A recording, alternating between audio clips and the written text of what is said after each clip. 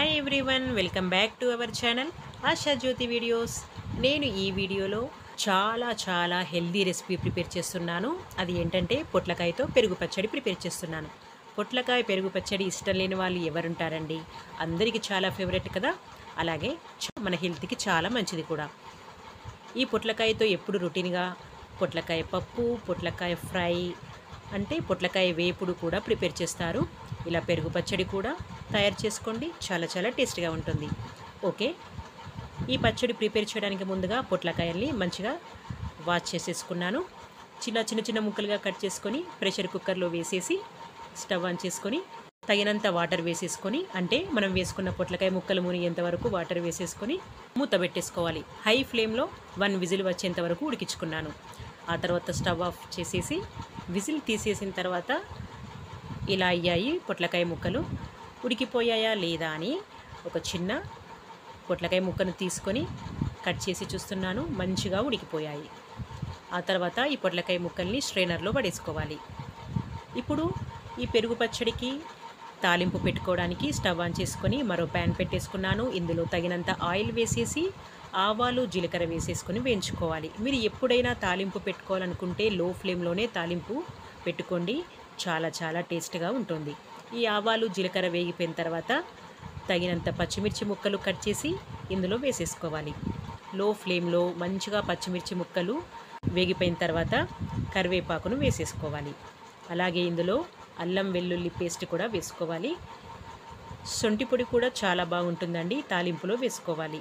శొంఠి అంటే తెలుసు కదా, ఎండిపోయిన అల్లంతో తయారు చేస్తారు.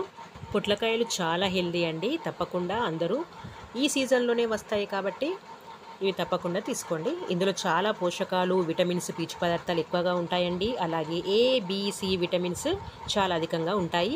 అలాగే ఇందులో మ్యాంగనీస్, కాల్షియం, మెగ్నీషియం, ఐరన్ ఎక్కువగా ఉంటాయి. షుగర్ ఉన్న వాళ్ళు కూడా ఈ పొట్లకాయలను తీసుకోవచ్చు. షుగర్ కంట్రోల్లో ఉంచుతుంది. అలాగే డైజెషన్ సిస్టమ్ మెరుగవుతుంది, ఇమ్యూనిటీని కూడా పెంచుతుంది. అందువల్ల ఈ పొట్లకాయలు చాలా హెల్దీ అండి, తప్పకుండా అందరూ ప్రిపేర్ చేసుకోండి. పచ్చిమిర్చి ముక్కలు, కరివేపాకు వేగిపోయిన తర్వాత ఇందులో పొట్లకాయ ముక్కల్ని వేసేసుకొని మంచిగా వేయించుకోవాలి. 10 నిమిషాల పాటు వేయించుకోవాలండి. దీనిలో ఉన్న జిగురంతా పోయేంత వరకు 10 నిమిషాల పాటు వేయించుకోండి. మనం వేసినప్పుడు మంచి గ్రీన్ కలర్లో ఉన్నాయి కదా, ఇవి వేగిపోయిన తర్వాత పైన ఉన్న స్కిన్ అంతా ముడతలుగా వచ్చేస్తుంది. అలాగే లైట్ బ్రౌనిష్ కలర్లోకి వచ్చేస్తాయి.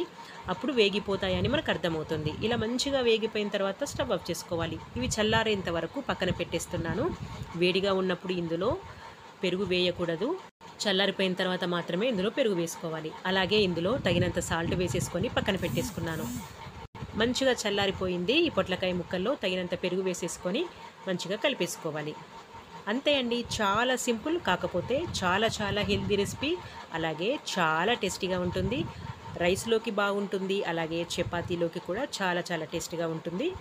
ఈ పొట్లకాయలతో చాలానే రెసిపీస్ చేయొచ్చు. పొట్లకాయ పప్పు చేసుకోవచ్చు. పొట్లకాయతో వేపుడు కూడా చాలా టేస్టీగా ఉంటుంది.